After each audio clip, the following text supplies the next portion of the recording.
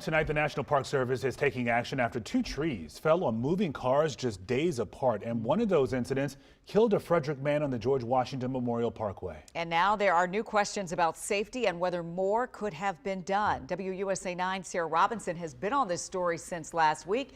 And you just got some new information a couple of hours ago.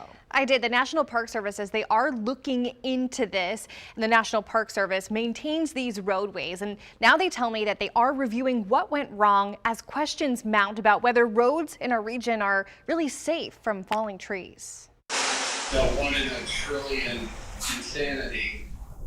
What are the chances that a tree comes down on a highway while you're driving? He was the only victim. Uri Topolowski lost his brother, 39-year-old Alec Topolowski, when a tree fell on his car along the George Washington Memorial Parkway last Thursday. It's just so heartbreaking right now. When I spoke with him last week, he was still in shock, but hoping for answers on how this happened and whether it could have been prevented. It feels so surreal and it's so tragic. It's such a tragedy.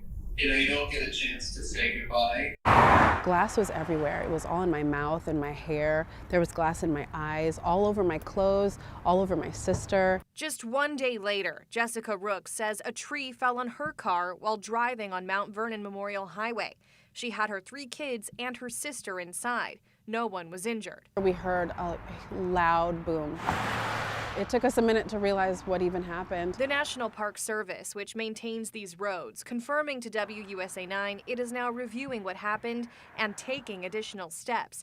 In a statement saying, in part, quote, following these incidents, park staff are reviewing recent maintenance activities and conducting additional assessments in the affected area. We have also requested an independent evaluation from a certified arborist to help inform any additional actions that may be appropriate. Today, Rooks tells me she's encouraged by the response. There's a sense of peace that comes with, them responding quickly and taking these actions, and just hoping that this doesn't continue to happen. Anne says the experience has left a lasting impact. Our family's life is forever changed because of this.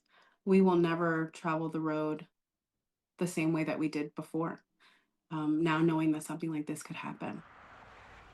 In just under an hour from now, the National Park Service is holding a public comment meeting on tree management along the George Washington Memorial Parkway. Rooks says she will be attending, but the Park Service says tonight's meeting will only focus strictly on scenic and environmental planning, not safety concerns tied to last week's deadly tree incident, which still remains under investigation. Back to you.